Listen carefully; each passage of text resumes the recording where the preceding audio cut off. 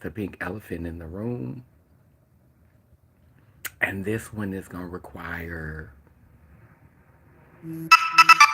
asking a question that a lot of y'all, you ain't really been trying to get the answer to it. We keeping it real. If,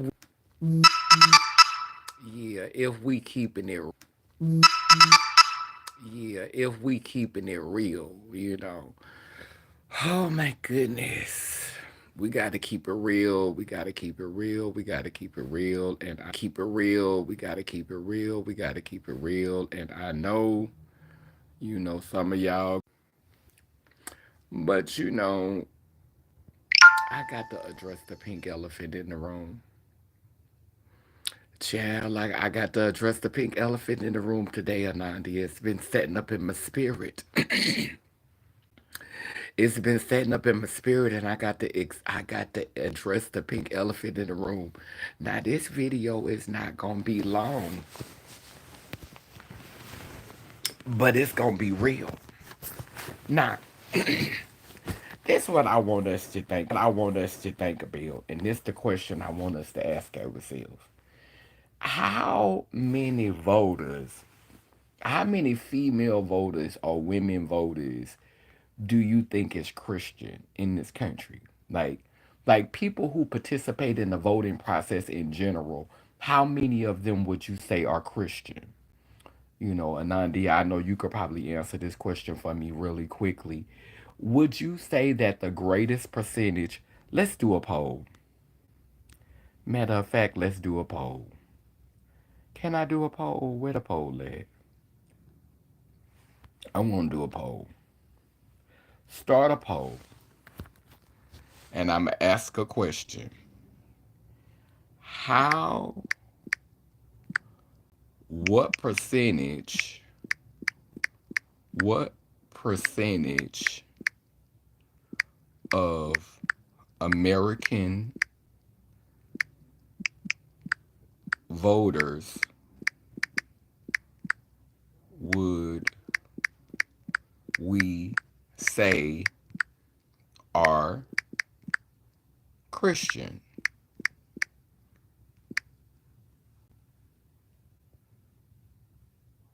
Start a poll.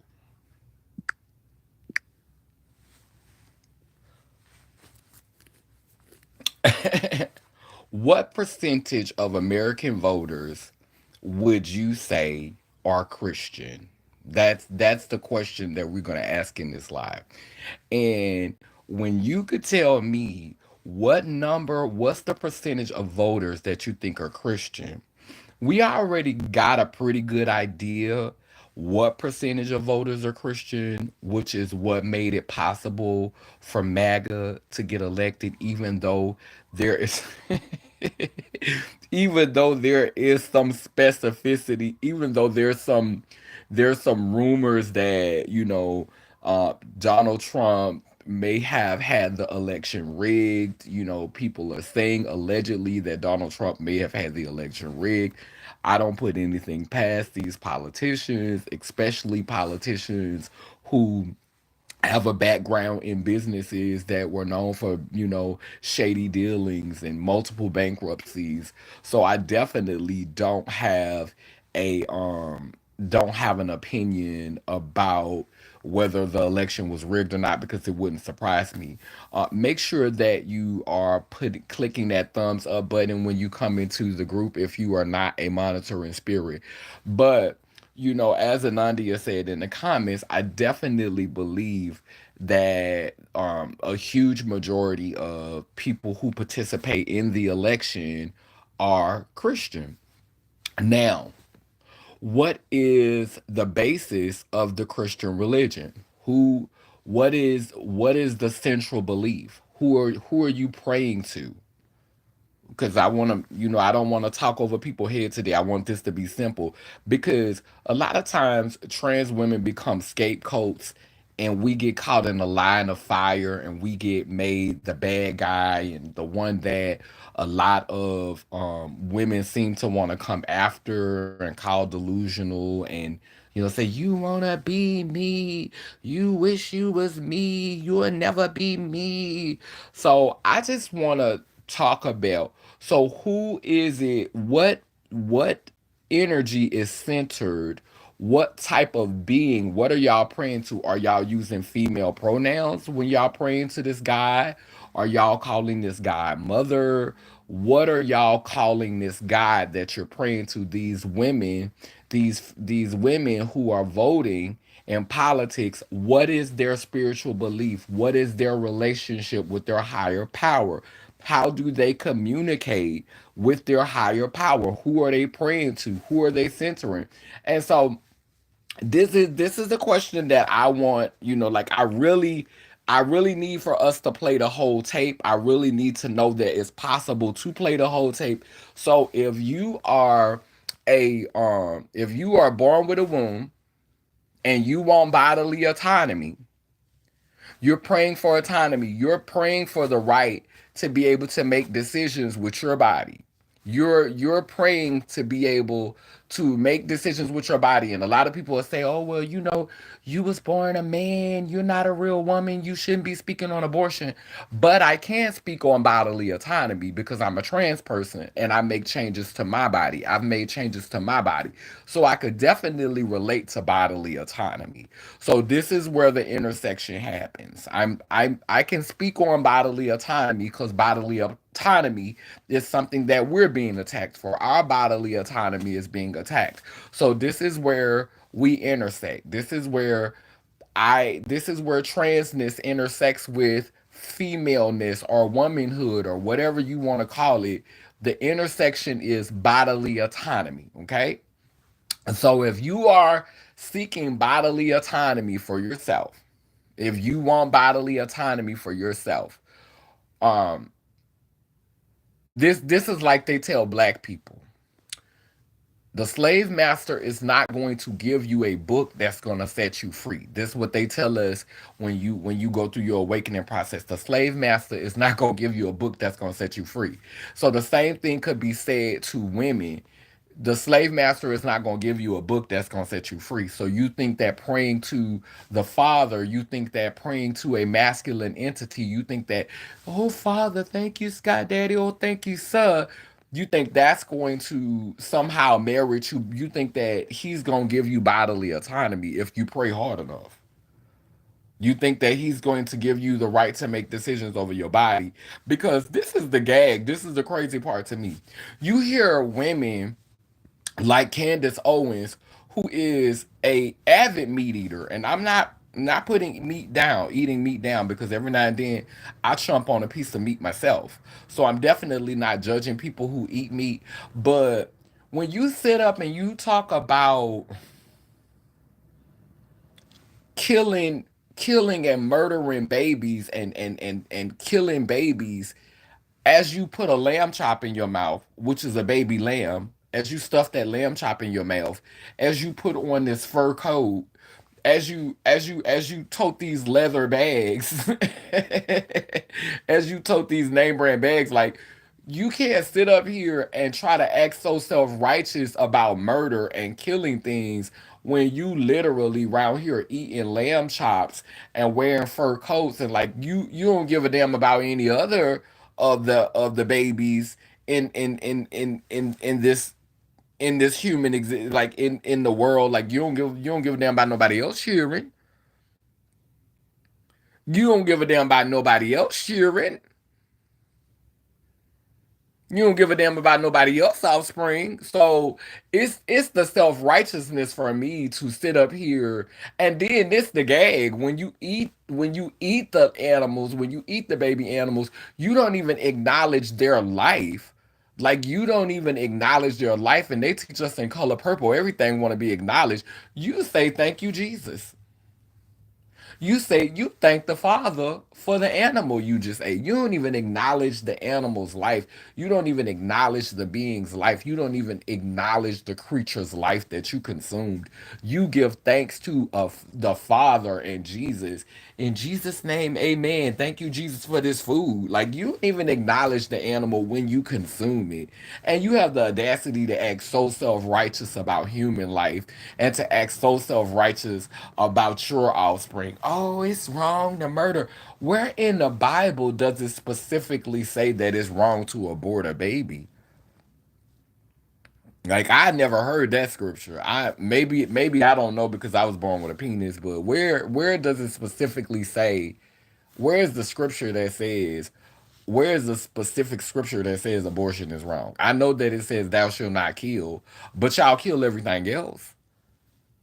You murder everything else. It said thou shalt not kill, but at the same time, one of the it was one prophet. He went off to war. I'm trying to think what his name was, Jeremiah or something. Jeremiah went off to war, and when Jeremiah came back from war, Jeremiah, he said, I don't know if it was Jeremiah. It might have been a different name, but he said if he win the war, whatever greets him at the door, you could Google this. He said whatever greets him at the door, he will sacrifice it.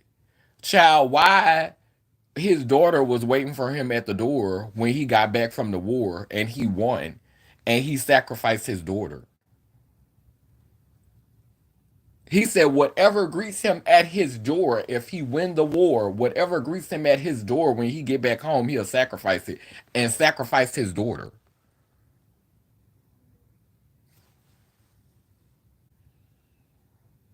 So yeah, it's crazy. Chicken nuggets, calamari, shell, the eggs, the baby fish, the what that is, the caviar, shell, and how?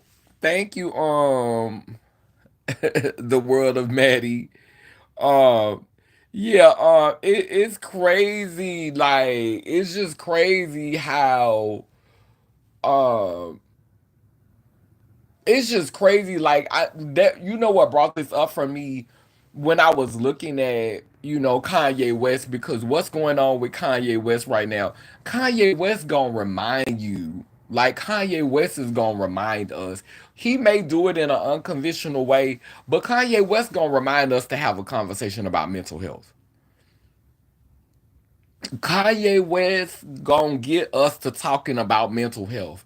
That Gemini right there, he may do it in a way that don't nobody understand. He may do it in a weird way, and I don't even know if it be his intentions. But Kanye West is definitely the one that's gonna get you to start checking your own mental health and to start. He's going to force a conversation about mental health. Every so often, Kanye gonna pop out and he gonna force us to have a conversation about mental health. You gotta like in the grand scheme of things, like if you a simple-minded halfling or if you a punk or a punkette, you not really gonna get it. But if in the grand scheme of things, sometimes you gotta play the villain, you gotta play the bad guy. And so his role in the grand scheme of things, that's the one who for the past out ever since his mama died, that's the one who literally been forcing our people to have a conversation about mental health. And he does it in ways that make people uncomfortable, but he definitely has become the poster boy for, or the poster child, or the poster human being for having conversations about mental health. We definitely, Kanye West said, "Bitch, we finna talk about mental health."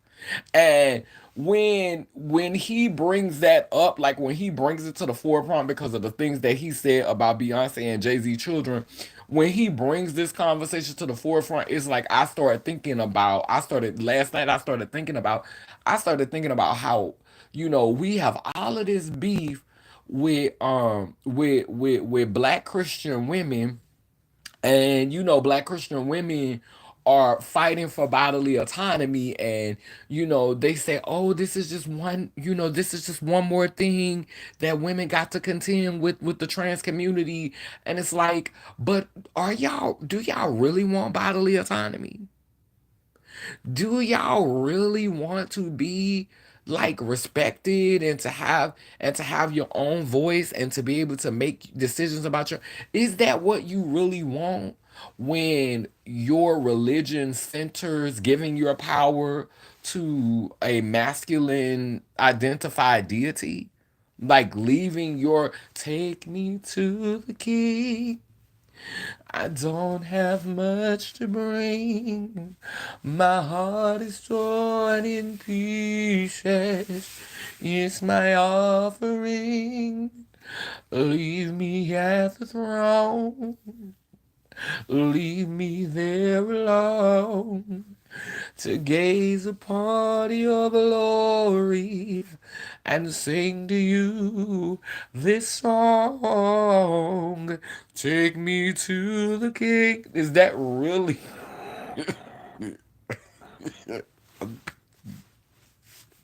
too soon? I stop. Whew.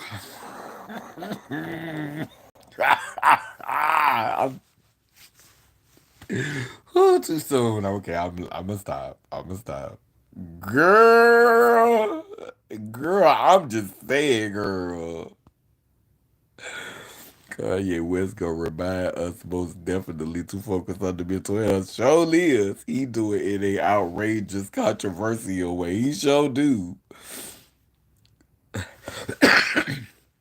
They enjoy being a puppet for massa. They live for being a slave breeder. Girl, take me to massa in translation. Girl, girl, I'm just saying, girl. Girl, I'm just saying, girl. I'm just saying, girl. Bitch, how can you pray to the Father and then turn around and want to blame, then be mad at trans women, and then want to turn around and talk about bodily autonomy, and then it makes sense that they wouldn't want beings like us to speak on. To like you can't speak on abortion. You don't have a womb. You don't know what it feels. Bitch, I know what it feels like not to have bodily autonomy. Like my bodily autonomy is under attack right now. Like literally, we're in the same fight. We're fighting for different types of autonomy, but we're literally having the same fight. It's literally a bunch of old white men telling us what we could do with our body, just like it's a bunch of old white men telling you what you could do with your body. It's literally the same fight.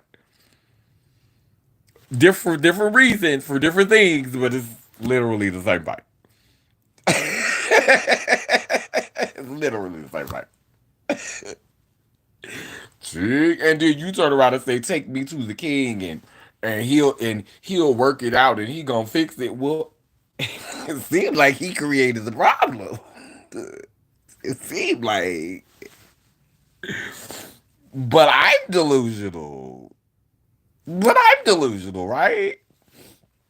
Yeah, they'll want Anadia. They'll want to hit this today. They don't want to hit today. They don't want to hit today, Anadia. Anadia, they don't want to. They ain't trying to hear. Now watch when the live end. Watch how the views go up. Because they know they can't come on here and say nothing crazy because they gonna get removed. So this gonna have the comments in the comment section. They gonna have all that to say in the comment section. And the video that I did the other day when I was talking about why does genitalia determine who we are. Somebody with no account, somebody with no content, a ghostless apparition gonna come up under the comment section and say, so in this reality, are children the same as adults?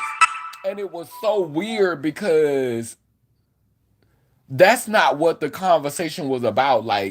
like this person put children and adults together, and I said my response was children shouldn't be compared with human adults.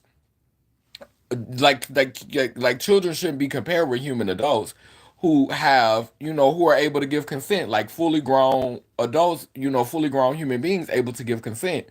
And that was my response. And then they tried to find a way.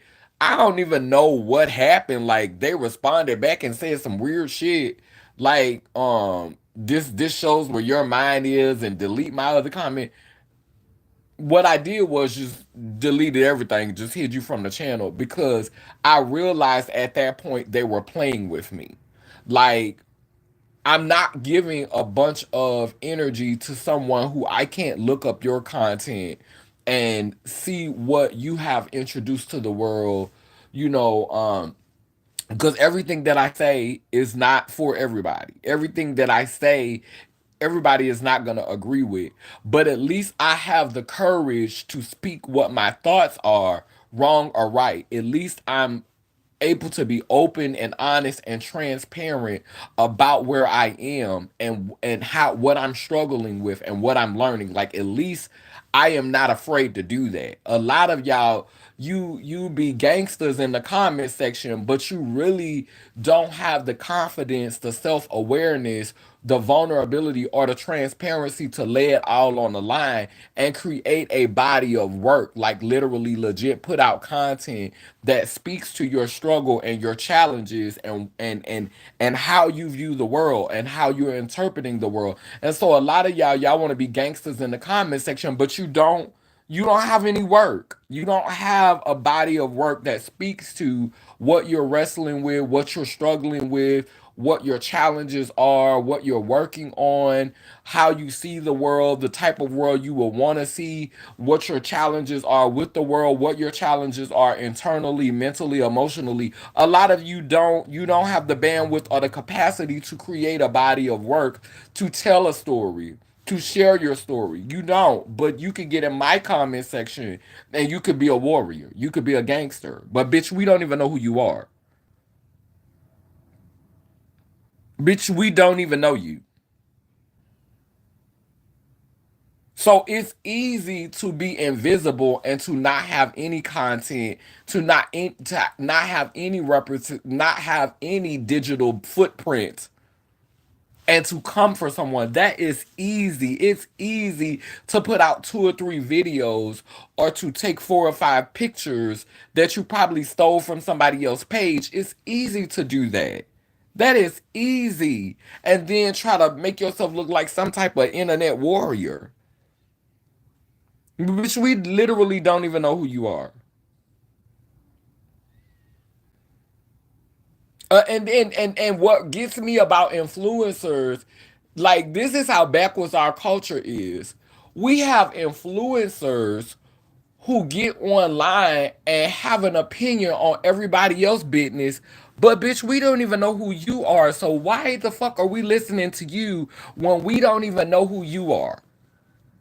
We don't even know what your struggles are. We don't even know what your challenges is. We don't even know what you need to work on. Like, we can figure it out if we keep following you, because sooner or later you gonna expose yourself. If you make enough content, we're gonna be able to figure out what the vices is, what the struggles is, if we're paying attention. Y'all don't have to figure that out with me, because I tell you. You ain't gotta figure it out. I tell you. It's not a mystery. I say it. But a lot of you have opinions on everybody else's life. You have opinions on everybody else's existence, and you think that because you do it in a sickening lace front, and you got some zeros in your banking account, that you done something. Let's refer back to Donald Trump. Let's refer back to Bill Gates. Let's refer back to Elon Musty. Let's refer back to everybody who have a lot of money, and then let's ask again, where are the problems coming from? Because the damn show ain't coming from poor people. We don't have the resources to create any actual problems. The chaos that we cause is a mosquito bite in the grand scheme of things.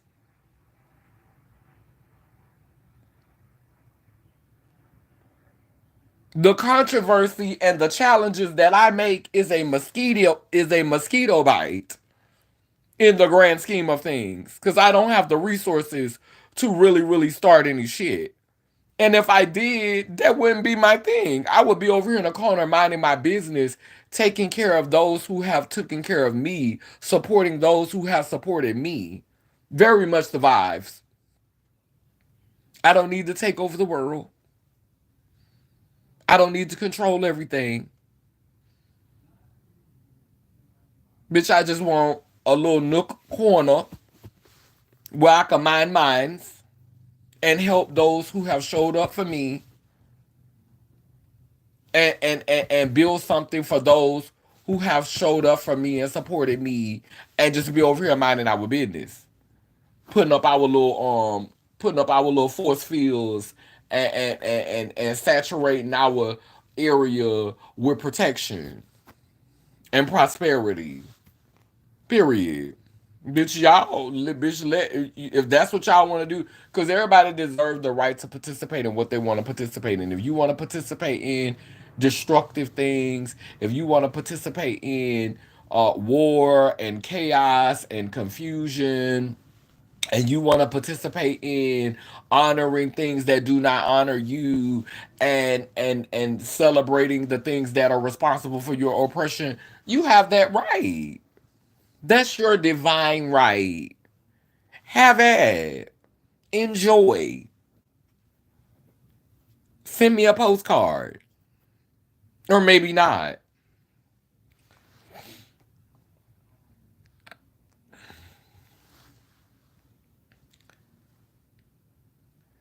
Their ears going mute now. Selective hearing like a motherfucker. Halflings are not capable of having a conversation. They just want to regurgitate masters' ideas and teachings. And when they become challenged or questioned, they run right back to the shadows. Exactly. They scurry. It's like we dealing with immature ass kids that look and pose like adults. Exactly. They can dish it out, but they can't take it. Make it make sense. The elites are causing 99% of the problems and issues, and we're just reacting to it. And they just experimenting and instigating to see how far they can go with this. Pretty much. Pretty much. Pretty much. This is a complete experiment. This is a complete experiment. It's all an experiment. It's a complete experiment. Bitch, this whole thing is a complete experiment. I had this job and I think I'm gonna go back to the job, so I ain't gonna say too much about it right now. But I know for a fact that the government is running experiments. I know for a fact that they run experiments on people. I know for a fact that a lot of it is experiments. I know for a fact it's experiments happening all the time, all the time, all the time. They experiment all the time, all the time. That's what all is.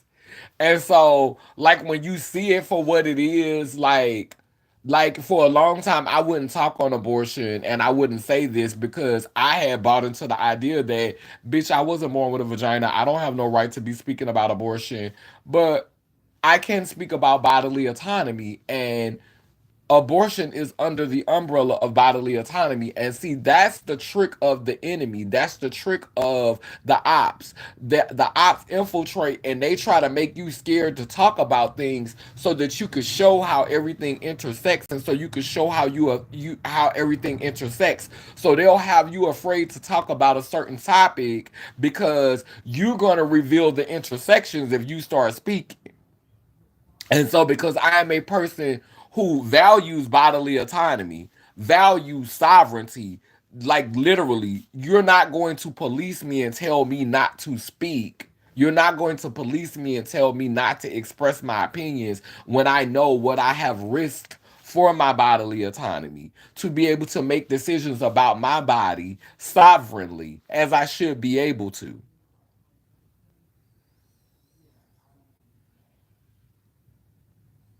Who the hell is Dixie Rex?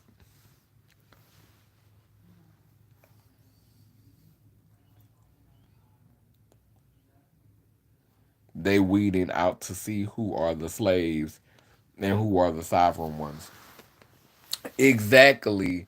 Exactly. So I just wanted to come and say that, now I know this video is going to get some views because of the topic, and a lot of people is not going to answer the question. They're not going to answer the question that how can we see actual change when a lot of the people who are responsible, like when the bulk of the black community that participates in the voting process, and this is no shade to, this is just me playing the whole tape. I make jokes about myself.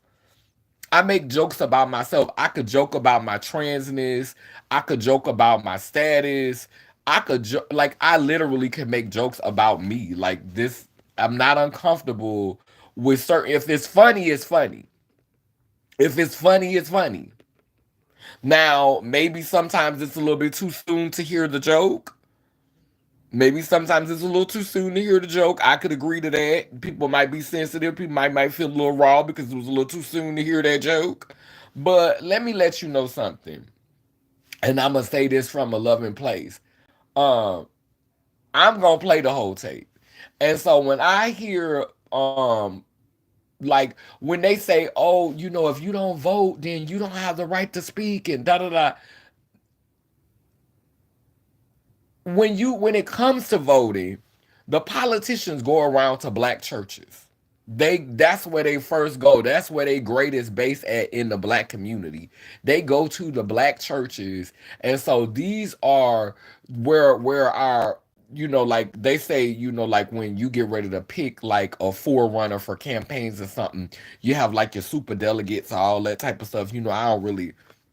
I'm not gonna pretend to act like I'm really invested in the voting process, but I know that some of your voters that really, really matter, you find them in the church. You know what I'm saying? That's where a lot of the crucial votes come from in the black community.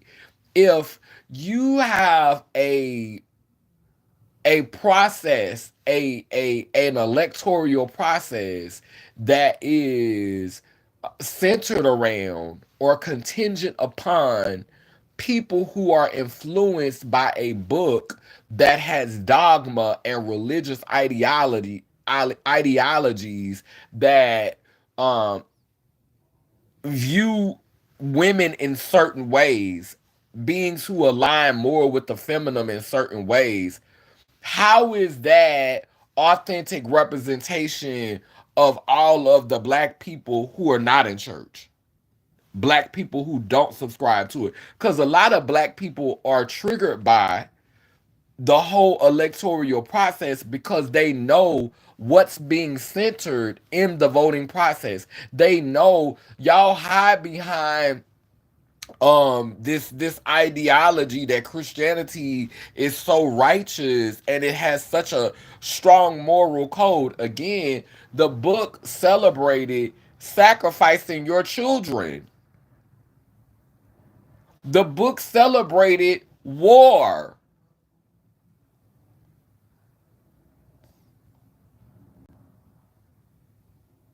prostitution.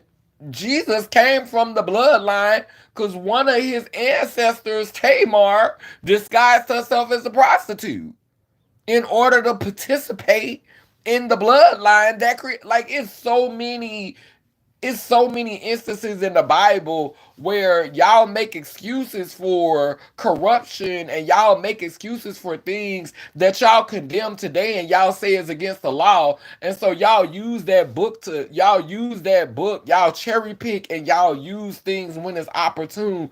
But the book is two-sided, and the book celebrates wrong just like it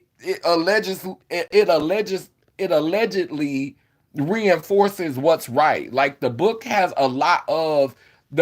a very hypocritical document. And I'm not saying that uh um love doesn't make us hypocrites. I'm not saying that it's it's not authentic or it's not real to be a hypocrite for some shit. Like, I'm not saying that that's not a reality. I'm not saying that you can always avoid being a hypocrite. I'm saying we need to be able to be honest about what is being said. And so y'all use that book like it's just this upstanding document that makes everybody, that lifts everybody up, and there's nobody being oppressed in the book, and everybody is being celebrated and feeling empowered and feeling loved and feeling seen. That's not what the Bible is about. The Bible is about classism, it's about elitism, it's about servants and masters, it's about knowing your place, it's about being willing to sacrifice your children. It is a book of obedience, it is a book of submission, it is a book of a hating, wrathful God that if you don't do what's expected of you, it's like all that shit is in that book. And so when you have a core group of people in the black community who are being consulted and who are being engaged with as the core voters of our community, the ones of us who don't align with that, who don't align with those teachers and are stepping away from that, you're going to lose that whole community in the voting process. And let's be clear, they don't care. Have you ever in the history of this nation seen them reach out to and have representation of black people in politics that were not Christian? Have you ever seen it? Have you ever seen black people on the forefront in campaigns that were not Christian? Have you ever seen it? And it's so crazy. Like, even when you look at nonprofit work, even when you look in advocacy work, it's like they have a tendency to pick black people that sound like they just got their freedom papers. Black people who be like, I'm just so happy to be here. A lot of times it be black people fresh out of prison who looking for a start, trying to be, trying to get a second chance in life, looking for validation, people that they done railroaded. I know people who have went to jail for crimes that they did not commit, who literally just be looking for an opportunity to be accepted and to be respected and just want to be seen and just want to be heard. And a lot of times in these movements, they choose these type of black people to be the face of the movement. Somebody who, had a past that was difficult, somebody who had a colorful past and them been involved in some stuff, and they just want a new start, they just want a fresh start, they just want to be given a chance. And so here they is standing up in front of everybody, sounding like they literally just got their freedom papers. I was just so grateful to be here. I was just so grateful for this here opportunity. They took a chance on me, and I was just so grateful. You so grateful. I know that's right. God had done it. God had made a way, and He saw fit for me to be His. And I was just grateful. I know that's right. I know. Let me go ahead and get off this live because I said I wasn't gonna be on here alone.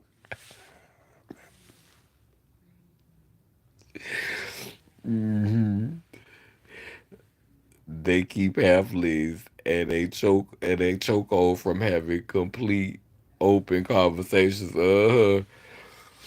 They think bad shit and projected is their defense mechanism of feeling like they're winning or overpowering the conversation to protect their ego, but looks like a complete buffoon in the process.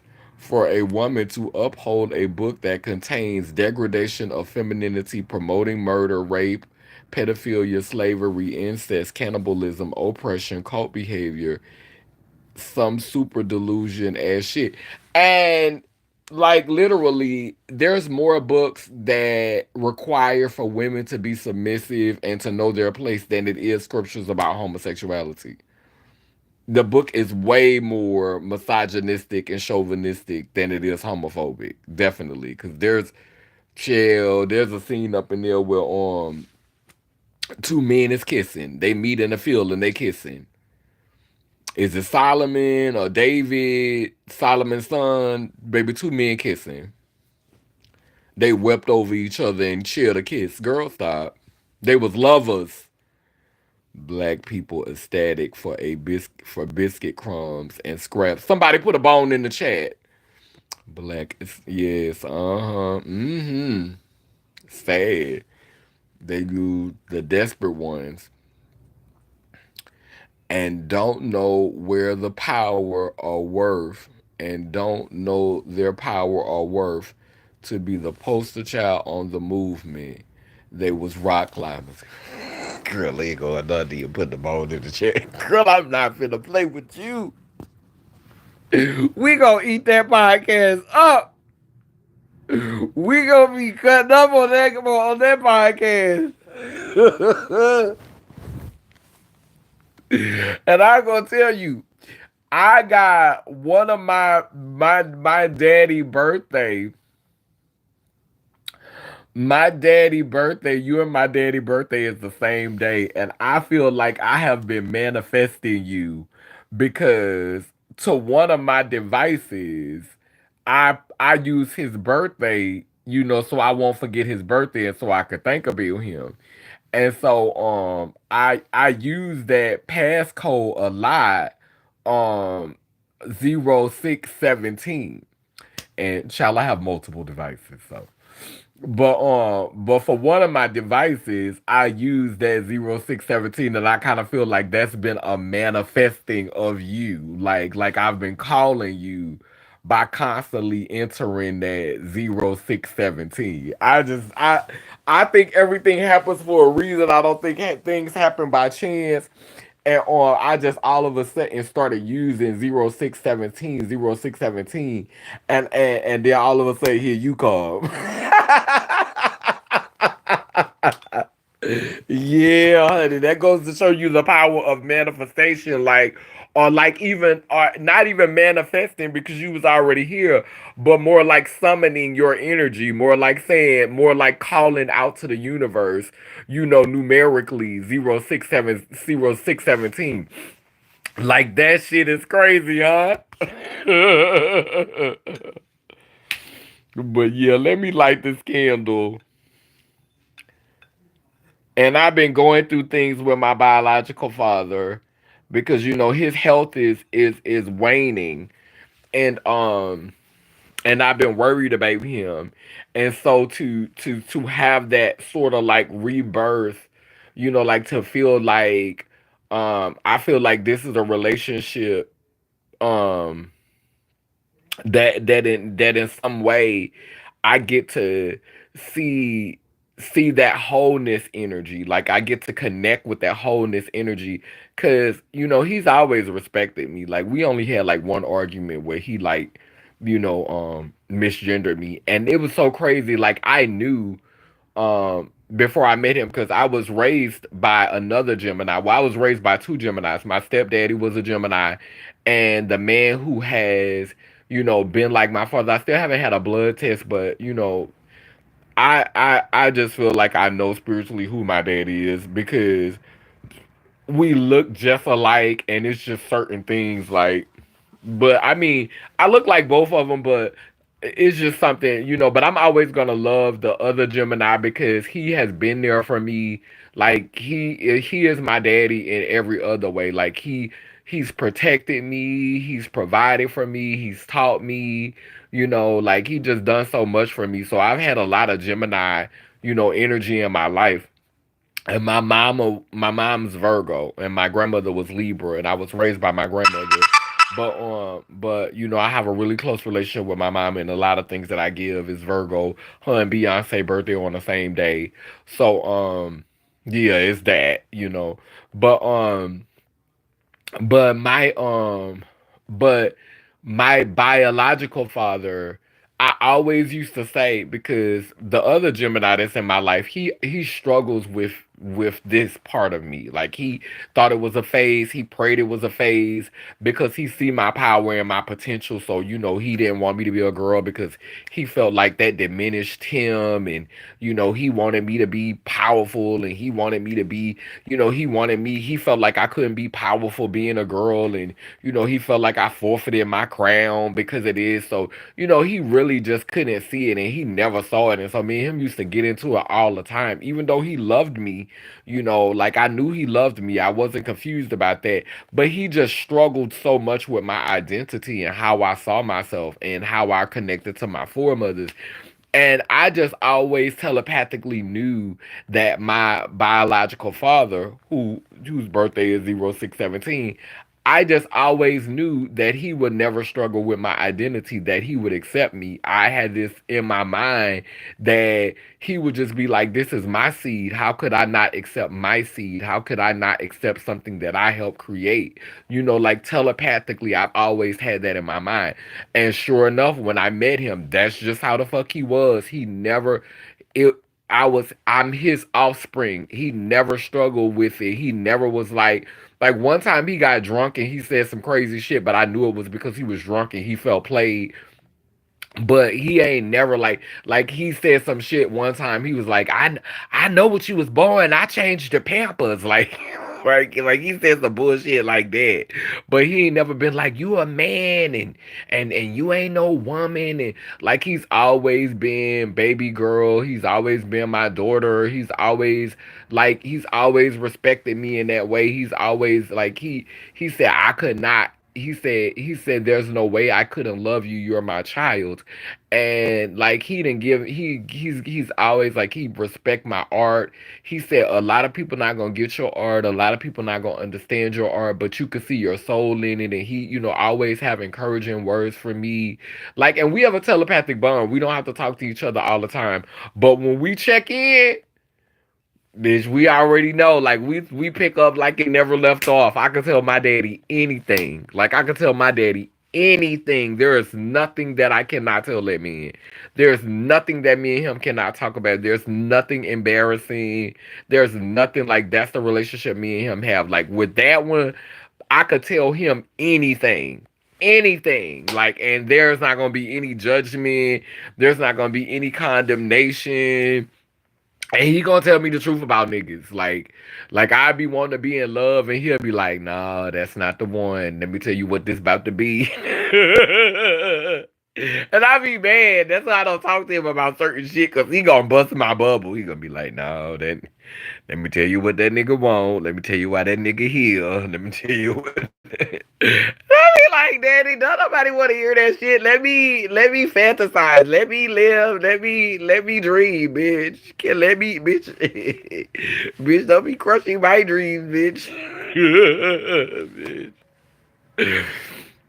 Hey, that makes my heart happy to hear your father's unconditional love and support for you. Uh huh. Period. He sees the divine woman in you. Child, my daddy told me one time we had just had a vulnerable moment together. And this was, I had painted like a little family portrait for us that he still had. And we was laying in the bed, and my daddy told me, he said, you're HIV positive. He said, and you're a girl. And he was like, you still came out stronger than me. And he was talking, he wasn't just like he was talking about mental strength, because my daddy, child, he weak for, like, he loves some coochie, like women and alcohol, liquor and women, bitch. That motherfucker, bitch, that motherfucker probably, bitch, that nigga sell his soul for some pussy damn near. And now that he older and the way that he is, he don't really like, he can't really fuck no more because he done really like kind of like wore his body out. Like he done too fucking much. But back in the day, for some coochie, for some coochie.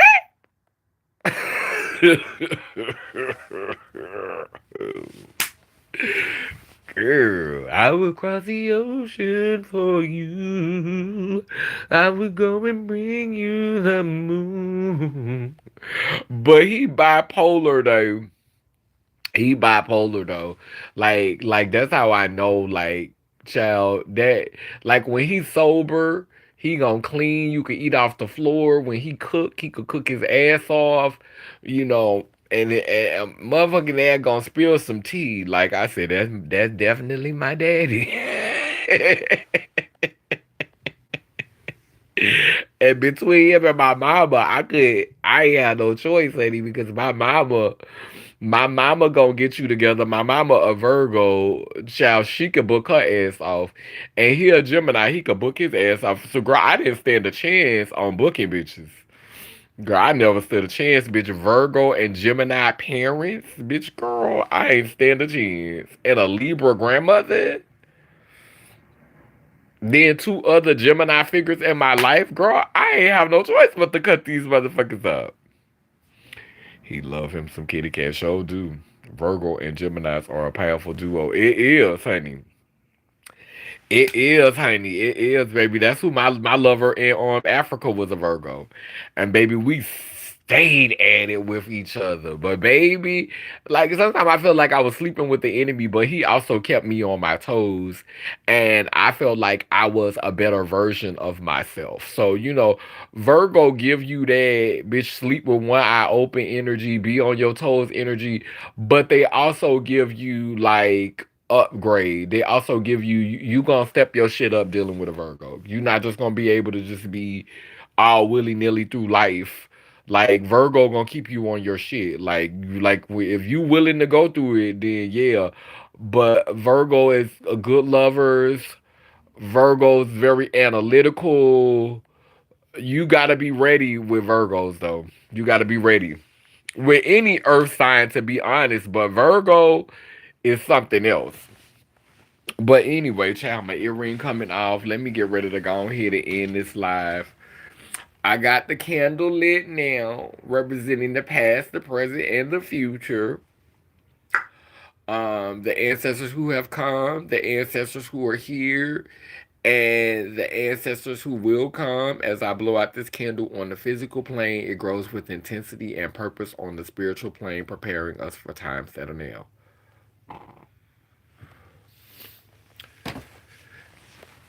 Being you was the one that was running it today, huh, Nadia?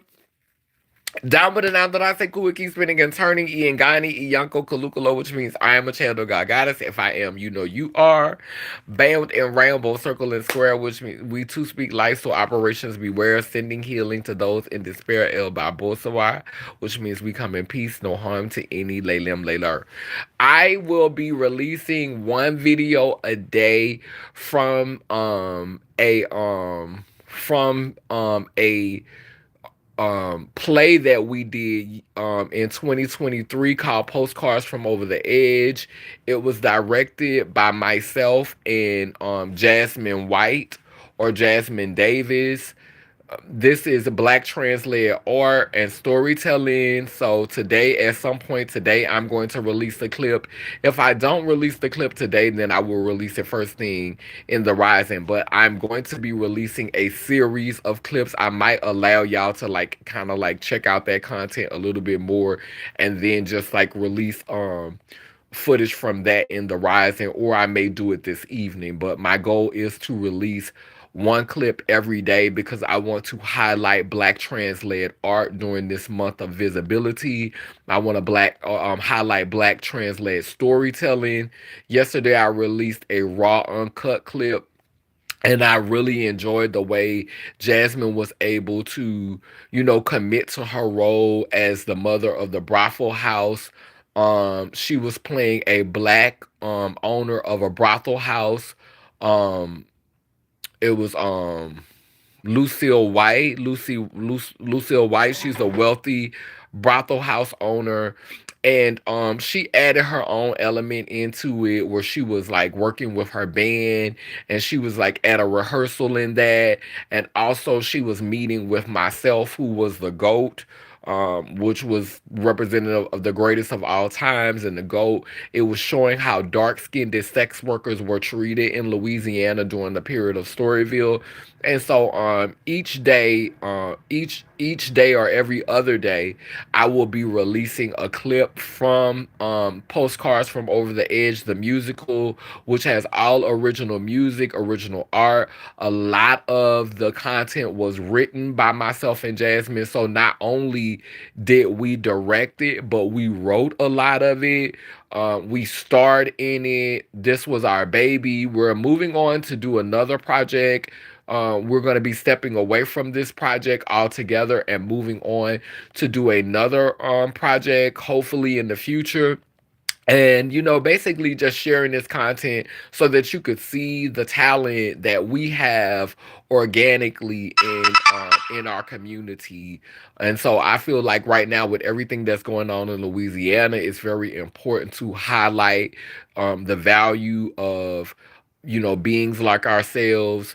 So yeah, it's very important to highlight that. So if you get a chance to check out the video titled Black Trans Led Art, the part one of the series, make sure you like, comment. Yeah. So yeah, and I'm gonna continue to share more work this month. Thank you so much for the ones who have supported it already. Yes, I'm gonna tune into it. I think you saw it on Instagram. I got a white book. I got a white book reading event. Come on, playwriters. Right. You have a gorgeous day too, Anandia. All right. Love y'all. Take care and have a beautiful day. Be well. Talk to y'all soon. Oh, wait a minute. You don't have to be filthy rich to stand on business. Purple and gray ones rise. Lay them, let our nation down.